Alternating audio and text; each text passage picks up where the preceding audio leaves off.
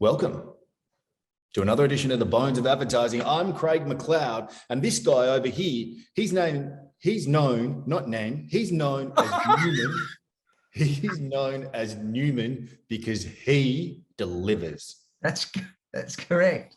That punchline was delayed a little, which sounds like a Christmas post delivery. We got a letter today, not a letter, we got an email from Australia Post saying that the delivery that they said last week was going to deliver on Friday has been delayed until Thursday this week. So, right. I think they're a bit snowed. Under. Well, mate, I've got a package that was supposed to be coming with the young fellas, a new set of runners, because obviously Burns through runners every 3 months, just being 14, they blow out in no time at all. And of course, there's no chance they can continue to be worn because they basically hang off his feet. But they've been delayed since the 19th of October. So here we are, 15 November and still delayed. So I put the old case into Australia Post. I said, hey, where's my stuff? And they came back with we've got it. It's at our sorting facility with 1 billion trillion other packages that have been ordered in the back end of lockdown. So we might get it to you at some stage, but we're not quite sure. Oh, wow. Wow. Which makes it very interesting when you look at their latest television ad. Well, I first give him a little bit of a clip up the jaw there with the non-delivery, but I'm going to give him a little bit of a cuddle here as well, because I'm actually a massive fan of AusPost ads. I love them. Yep. I think over the journey, they've done some ripping stuff. And this year, I wanted to ask you, my boy, because it seems to me they're very emotive. And this year, we've got some super cool animated mailboxes. So I want to know, do you reckon they had to film in COVID and couldn't get a whole bunch of people? I think you're probably right. I think COVID has let down Australia Post.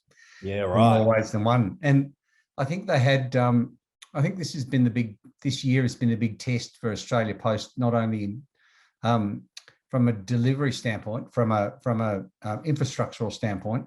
Yeah. I think it has been a big test for them from a marketing point of view. They cut back on deliveries before COVID, because they needed to make money. Yep. Like they had to, so they we're only going to deliver on Mondays, Wednesdays, and Thursdays, or whenever it is, 3 days a week. Yep. But as soon as COVID hit, like people are sending packages. If Amazon can get me a pot of coffee delivered within 3 hours, coffee as well, my boy. They'll deliver anything. Like they will. Amazon catch, whatever it is. Like it just turns up at the door. It turns up at the door as I'm pressing send. It just seems to be that quick. How do you feel about this whole drone scenario, my boy? So say, for example, you and I are hungry and we're like, you know what? Today we want noodles. So we order them.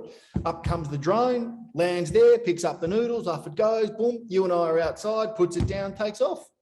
I reckon you'll get a whole lot of people looking for a feed with a 22 or a slug gun or something, and just waiting for that chicken chow mein to float overhead. And bang! Imagine. I heard on Facebook, maybe I read it, or maybe it was someone telling me on Facebook, but there's a bunch of packages being pinched.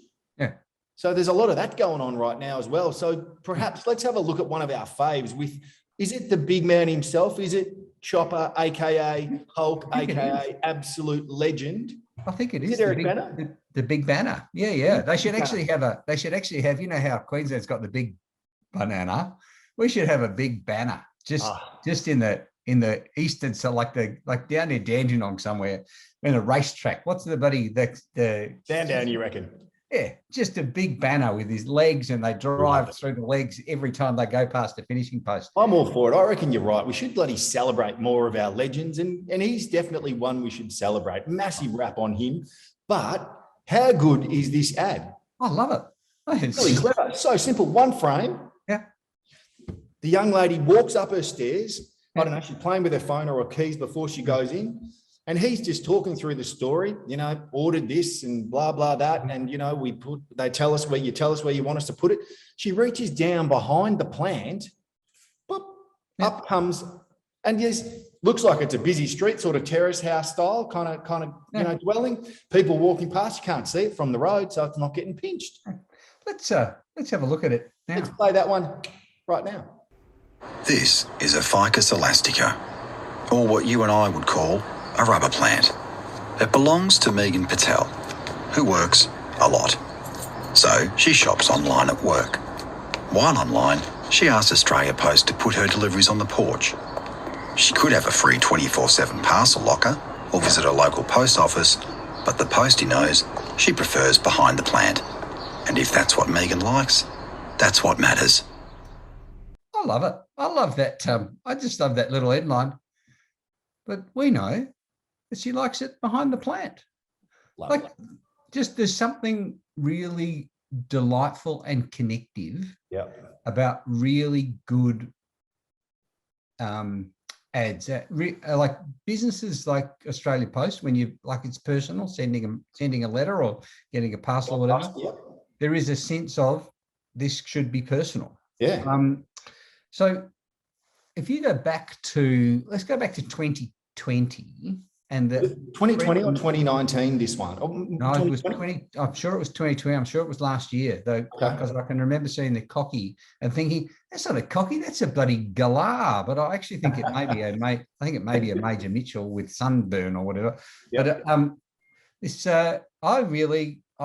have a look at it now. Okay, let's put it up because this one is a cracker, and this is one of my faves.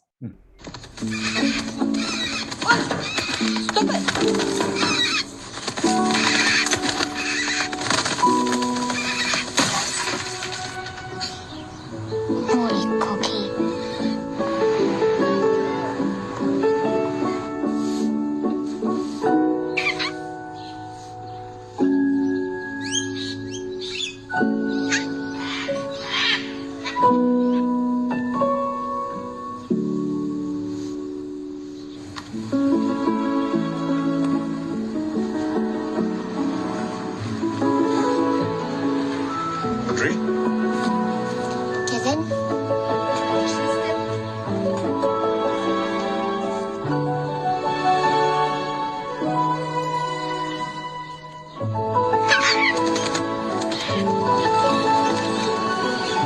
Spread the merry. Australia Post. I love it. I just love that. So and good. when the postie gets to the door, he hands her and he says, you know, Megan, and she goes, Kevin, like just a really simple kind of, you know what? It's almost like they've got an adversarial relationship. It's like this. It's like there's a little bit of hustle and bustle between them because it's kind of like, yep, I know you've been waiting, and it's like she knows that it's coming, and it's like, Kevin. I love it. Just really, really delightful. Like it's the grandma or the mum that's there, that's like all upset because obviously they've got the tree ready, and you know the cocky smashes it. I mean, she's just outstanding as well, and it's so cool. Yeah, and it's just they deliberately playing on your heartstrings, but that's what it works, mate. That's what we keep saying. If you want to get an emotional response, create something that's got a bit of emotion in it. Yeah. So you look at the, and I know you're a big rap on these, the Australia Post posters from whenever it was 10 years ago or 5 years ago or something. Like it was just glorious posters. Whoever came up with this and how they did it was just extraordinary. Like, let's just put a couple of them up right now. But ultimately, like, to talk it through for those that are listening, it's a letter that's obviously been sent, but the intention is that it's going to be so important that the letter's physically hugging the recipient, which I presume is what it is. Yeah. So clever and bloody brilliant Photoshop. Yeah, I think it was done by M&C Saatchi. Did they do that? I think. So bloody good. I loved it. Yeah. And I think the writer may have been Peter Chapman. I'm not sure. Doogie to his mates. But so would you was it like a bus shelter so you would read it? Because I never saw it when it was in situ, but you would stand there waiting for your bus or your tram or whatever, and you would read this letter, but you would see that it's hugging the person. Just beautiful. Like and it makes you, if anything, makes you just want to sit down and go, I'm going to write a letter. Yep. That's what you want. You want that emotional connection that says, you know, dear Billy, thinking of you, you know, whatever it is, like there's nothing better than getting a letter. And that's why I think this latest one, as you say, it was probably filmed in COVID. So there's maybe, I don't know, or maybe they just decided animation was the way to go. And I'm a massive rap on animation, but I wanted to get your thoughts. What did you think? You weren't as big a fan, were you? Because you reckon they've missed the mark with the emotional, the human connection. Yeah, I think I'm not averse to a singing mailbox. Like, I know you'd be loving a singing mailbox. Yeah. Bloody. But you reckon they could have closed that one out, perhaps with like a young guy or a young girl going there and picking something up from one of the mailboxes, and just the delight you get, because obviously the mailbox is just the conduit, it's the recipient. It's the bit between the recipient and the sender. Yeah. So it's really about receiving the package, isn't it? That brings the joy. But still, for me, and the song's a ripper song as well. We won't be able to play it because of copyright, but we'll put a link up to it. Bloody awesome. Yeah, I think that the issue for me, I feel like a curmudgeon when I say this, but for those at home that don't know what a curmudgeon is, my boy, just a little self-included. What the hell is a curmudgeon? A grumpy old stick in the mud. You're not a grumpy old man. You're the most chipper bloke I know. Yeah, I know, but I like using words like curmudgeon because they make for last Friday, where I think if I was to ask Mrs. D, she might have said there was a bout of man flu about. Oh, there was. I was lucky to survive. I was like, it was a particularly virulent strain, and I go down hard, mate. I go down like a ton of bricks. Yeah. Sook up a treat. Absolutely sook up a treat.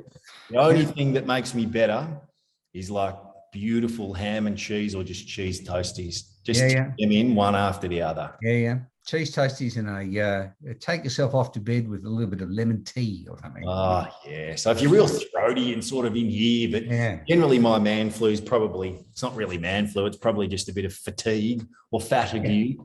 So fatigue. Yes, fatigue. Indeed. Yeah. I'm going to be curmudgeonly. Okay. You curmudgeon up. I think that like the singing mailboxes is a bit of fun. And, we don't see a lot of fun in Australian advertising. So, hats off to them for that. Yeah. I think the mix, I missed the lyrics. They spent a lot of time being clever with the fish, with the poster in its mouth. And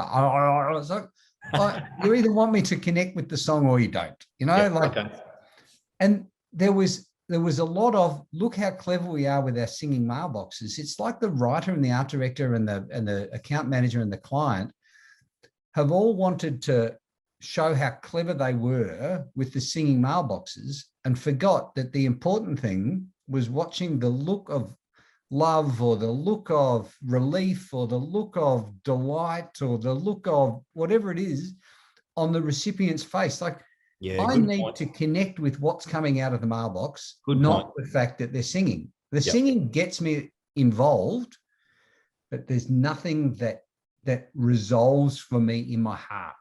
Good point, my boy. Good point. Now, I'll take your assessment of our beautiful singing mailboxes that perhaps lack the love at the end of it. And I'm going to ask you to give me just a little bit of an idea of what you think of something you found from the UK, which to me, I was pretty shocked, and I'm not sure whether I like it. I don't know whether I like it or I don't like it, but it really impacted me. So tell me what you reckon. Actually, should we have a look at it? Yeah, let's have a look at it. Let's have a look at it. Again for food process anytime. Thank you, see you again. Hello there, how can I help?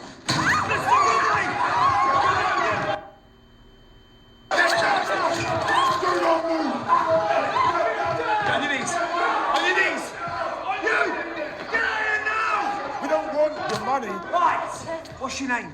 Nicola. Full name, Nicola. Davies. What's your date of birth? 26th of April, 1989. Address, quick. 97 Stanley Avenue, Gideon Park. What's your date of birth? It's, What's your date of birth? 25th of the 5th, 85. Got any children? Well, I do want to know about them. I'm in a rush! Yes. What are their names? Liam and Olivia. Your mother's maiden name. It's Walters. What? No, just Walters. Come on! Do you understand? Now do what we ask! I'm asking the question. What's your email address and password? Password! We got it? Got it. Right, let's go.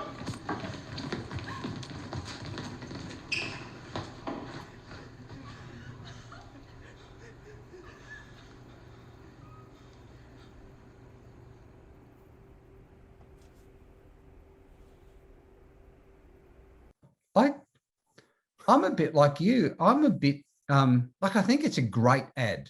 I really do.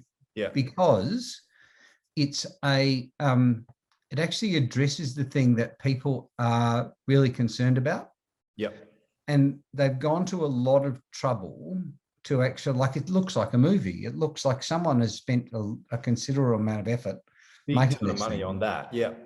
But it's so confronting. So describe it for us, JD, for anyone who's not going to see this, listen to the podcast. Describe what UK, is it UK Mail? Yeah, it's Royal Mail. Royal Mail, yeah. In the UK. And it's something, they're in a bank or a post office, whatever. Yep. With customers. And then all of a sudden these masked robbers burst in with baseball bats. There are like 10 of them.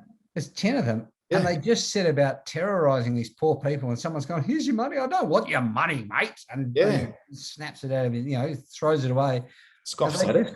But then all of a sudden, these robbers start interrogating everyone inside this building with iPads saying, what's your name? What's your address?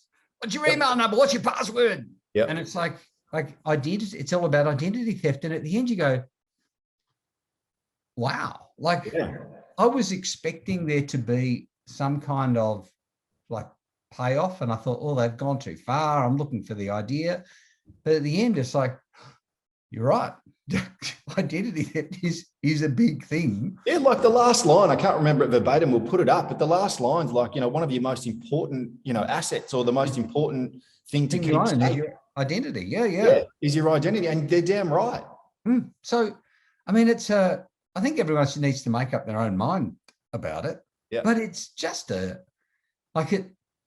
it gets a point across, and it kept me involved, which is exactly what a great ad. We talk about this all the time, that emotional response, whether it's happy, sad, or whatever, tugging at the heartstrings, or this one, it literally scares you. Like they're using the emotion, like they're using fear and confronting situations that obviously are generally happening online, not face-to-face. Yeah. And they brought it into a face-to-face environment and absolutely scared the bejesus out of people. Yeah. And I think it would have been a very successful campaign, and it would have made people go, wow, I have to be better with all of this password changing stuff and everything else. Yeah, got absolutely, I think I think it got its point across. Yeah. And I think people will pay attention to it. Okay, well, my boy, parting thought for Aussie Post, because they're who we're talking to today. For me, exceptional stuff year after year, generally exceptional stuff. Like I would say 9.5 out of 10, 9 out of 10, love them. Very, very good stuff coming out of Aussie Post. You? Yeah, I hats off to a very genuine tip of the hat to Australia Post. I think COVID may have done them a disservice this year, but that may be just me being a grumpy old bugger. But I really think they have, like, there's nothing better when you get a letter from a friend in the mail. Still to this day, true. If you want to make a genuine impact with someone, send them a letter and just watch their response. Yep. Like, it's just nothing better.